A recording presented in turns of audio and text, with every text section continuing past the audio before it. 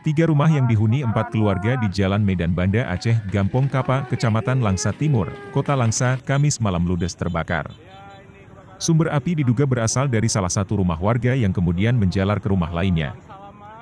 Petugas pemadam kebakaran dari BPBD Kota Langsa dibantu aparat TNI Polri, serta masyarakat setempat saling membantu untuk memadamkan api. Para pemilik rumah tidak dapat menyelamatkan harta benda mereka, karena api begitu cepat menyambar rumah berkonstruksi kayu tersebut. 4 unit mobil pemadam kebakaran dibantu 1 mobil water cannon dari Kompi Brimob Polda Aceh dikerahkan ke lokasi untuk memadamkan api. Kepala BPBD Kota Langsa, Mursal mengatakan, petugas pemadam kebakaran sempat kesulitan masuk ke lokasi karena banyaknya kerumunan warga. Dengan bantuan pihak TNI Polri api dapat dipadamkan 2 jam kemudian. Belum diketahui penyebab kebakaran, namun beruntung tidak ada korban jiwa dalam peristiwa tersebut.